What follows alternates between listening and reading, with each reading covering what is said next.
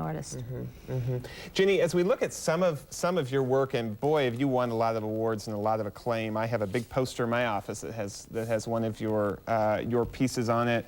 Here are a couple of yours.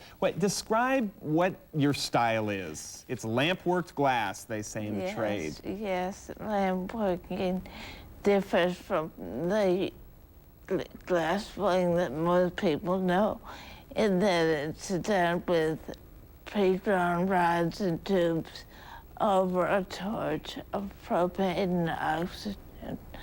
So you're not blowing it? No, sometimes a little bit, but not really. Mainly I'm shaping it, rearranging it, squishing it, putting it together. My type of glass blowing is, well, glass art is very additive. In other words, I would make all these little parts first and put them together. And what I want to have happen in my work is I want the viewer to think. So I provide, hopefully, evocative images and the signpost of an unusual title to give them direction for how they might think. And hopefully they'll go, now, what did she mean by that? And indeed, you are known for these creative titles. Let me just read a few of them. When consciousness sleeps, where does it go? Another one, what's really in the space between integers? Third one, if bananas ruled the world. Another title you have, how daylight savings time was invented. I want to see that one. I don't have a picture of that one, unfortunately. And the final one, just an interesting title I pulled out here, the debate over the origins of the planets. You're trying out some heavy themes here, aren't you? I read a lot, and I have an incredible curiosity. For example, to talk about the answer a few of those questions that the titles pose. What's really in the space between integers? Haven't you always wondered?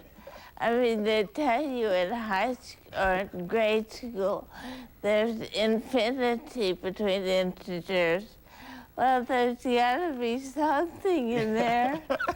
And indeed, I think in that one you did have the infinity sign. And so I'm just giving some ideas of things that might be in there. Ginny Ruff, or Marge Levy, is there now an American style of glass art? I don't think so. Not any more than there's an American style of person. I think because so much of what people do is very much connected to who they are and what they value. There are some people that make lots of pieces that are made to be used. They design work. Some people make pieces that are meant to make you smile and go, wow, is that gorgeous? Ginny's work makes you think, and you also go, wow, is that gorgeous? Some people use the characteristics of glass, the transparency of it, or the fragility of it in a metaphorical way.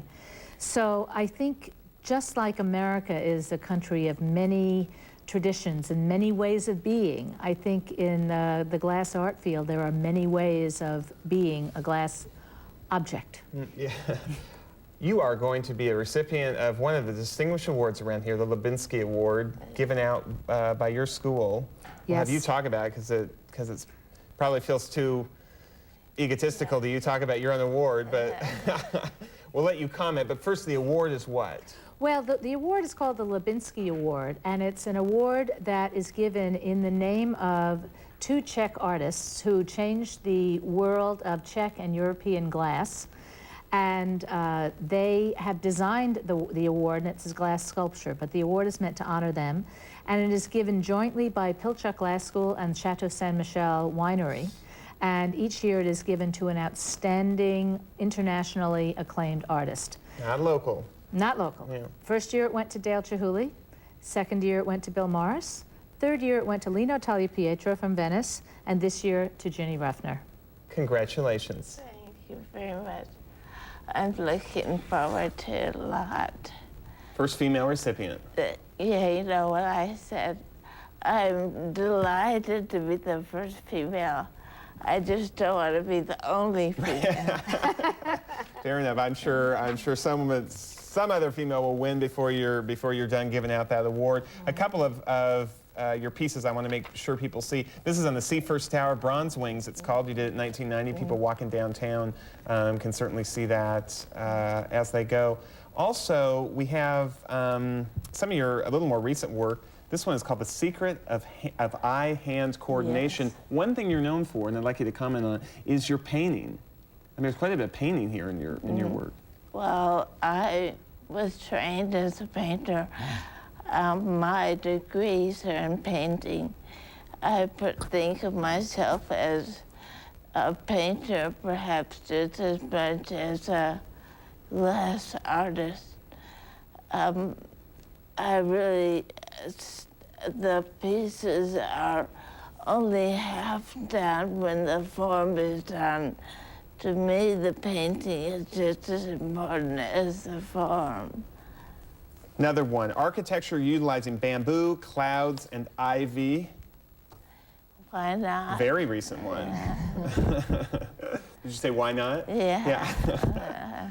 and indeed, we ought to say that's the title of a book about all your art called Why Not? Someone asks you why do you do this and why do you do certain things, and your answer is why not? It's there. And finally, a balance series, A Different A-Frame. Beautiful piece there. Thank you. I did the balance series just when I was learning how to walk again, but this A-frame, different A-frame, is just another way of thinking of architecture. Perhaps exists of the ornamentation. It's made of ornamentation rather than the structural. With that, we end. Thank you both for being here. Marge Levy and Ginny Ruffner, congratulations on your award. Thank you very much. Keep pumping out your product.